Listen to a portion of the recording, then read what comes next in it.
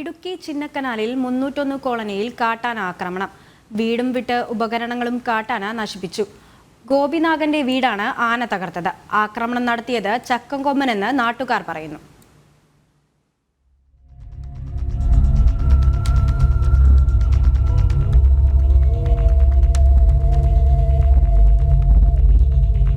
കഴിഞ്ഞ രാത്രിയിലാണ് 301 കോളനിയിൽ ചക്കക്കൊമ്പൻ ഇറങ്ങിയത്. ഏതാനും മാസങ്ങൾക്ക് മുമ്പ് ആനിറങ്കൽ ഡാമിൽ വള്ളം മറിഞ്ഞു മരിച്ച ഗോപിനാഗന്റെ വീടാണ് ആന തകർത്തത്.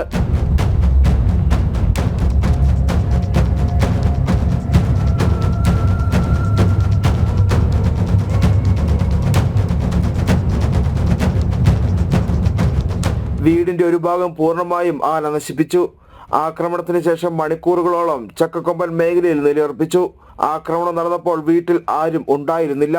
കുട്ടികളുടെ വിദ്യാഭ്യാസ ആവശ്യത്തിനായി ഇവിടെ ഉണ്ടായിരുന്നവർ അടിമാലിയിൽ പോയിരിക്കുകയായിരുന്നു. പലരുടെയും വീടുകൾ 10-50 വീട് മുകളിൽ ഇതുപോലെ ആന തകർത്തിട്ടുണ്ട്. ഇന്നലെ ചക്കക്കൊമ്പനാണ് ഇത് തകർത്തിരിക്കുന്നത്. അവരുടേതായ എല്ലാ സാധനവും എന്ന് പറഞ്ഞ പോലെ നശിപ്പിച്ചിട്ടുണ്ട്. അവർക്ക് ഇനി ഒരു അരി വേണമെങ്കിൽ മേടിച്ച് വേണം കഞ്ഞി വെക്കാൻ.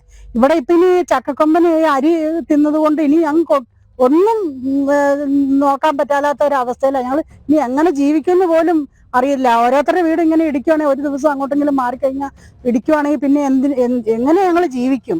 ഈ അധികാരികളൊക്കെ ഞങ്ങളുടെ കാര്യത്തിൽ ഒരു ശ്രദ്ധ വെച്ചിരുന്നെങ്കിൽ ഞങ്ങൾക്ക് ഒരു കുഴപ്പമില്ലായിരുന്നു.